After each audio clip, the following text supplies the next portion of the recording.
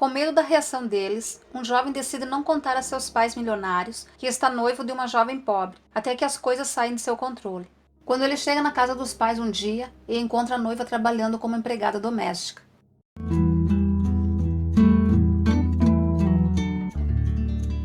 O som das folhas de outono sob seus pés enquanto caminhavam no parque, os dias de espera agoniante para verem um ao outro e os inúmeros altos e baixos pelos quais passaram juntos, quando temiam que não desse certo. William relembrou esses momentos enquanto passava os dedos pelo anel de noivado. O nome dela era Daisy, a jovem que ganhou seu coração. Por mais clichê que possa parecer, William e Daisy estavam completamente apaixonados. Eles sonhavam em ter um lar amoroso, com seus filhos correndo pela casa um dia. Mas havia um problema. Aliás, um grande problema: os pais de William. Catarina e Oscar, um dos casais mais ricos da região, queriam que seu filho se casasse com alguém de seu status e riqueza. Eles não tinham ideia de que ele havia se apaixonado por uma jovem pobre, que trabalhava em uma agência de limpeza. O primeiro encontro de Will e Daisy foi por acaso.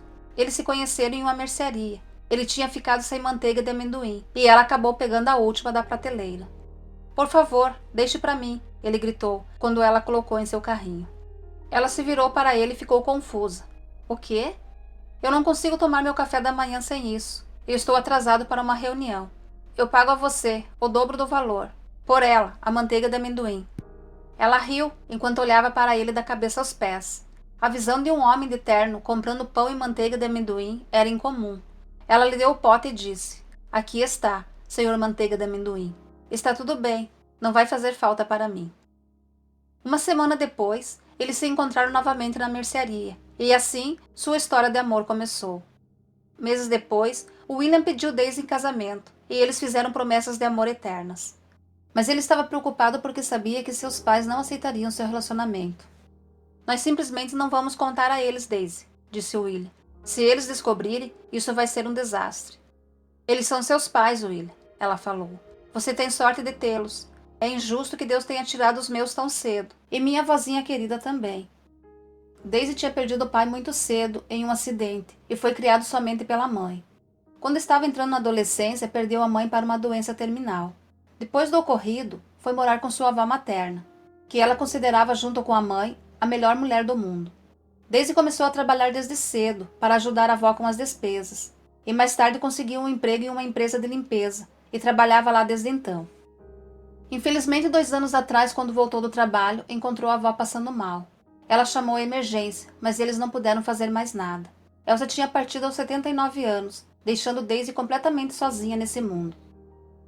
"Precisamos resolver isso. Eu quero que eles estejam no nosso casamento.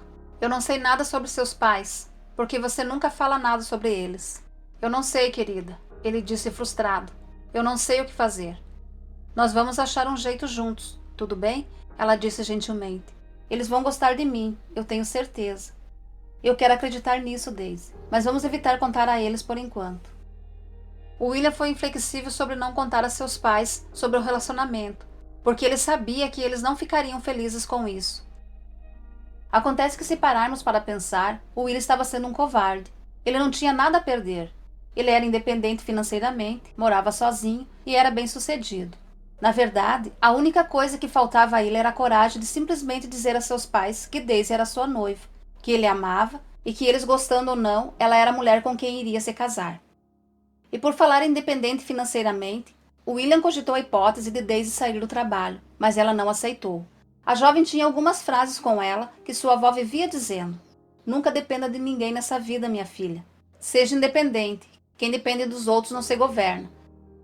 Mas seu segredo estava prestes a ser descoberto no dia em que foi à casa deles para um almoço de domingo.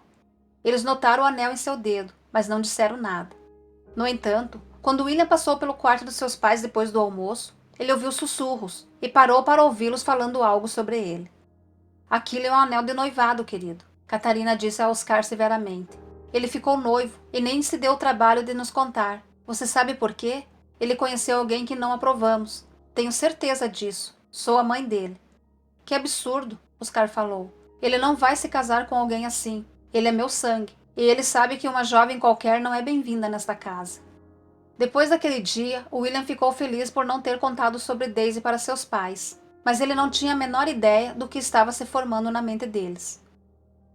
Desconfiados, Catarina e Oscar contrataram um detetive, que não teve nenhum trabalho em descobrir toda a verdade, e fez um relatório completo sobre a noiva do filho. Uma semana depois, o William recebeu um convite de seus pais. Era o aniversário de 60 anos de Oscar e também de 30 anos de sua empresa, e houve uma grande comemoração em sua casa. Todos os funcionários do alto escalão, assim como os amigos e familiares, receberam convites, e o William também recebeu um. O William não estava nem um pouco a fim de ir à festa, principalmente porque teria que ir sozinho, mas como era uma data importante, decidiu ir. Quando chegou, ele notou que toda a alta sociedade estava reunida na casa do pai.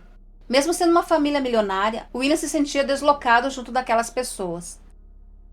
Quando William se juntou à festa, sua mãe começou a apresentá-lo às filhas de seus amigos milionários, embora ele não tivesse nenhum interesse nisso. Mãe, por favor, me desculpe. Ele de alguma forma se livrou das apresentações e conversas forçadas e foi a um canto da casa. De repente, ele notou algo e parou.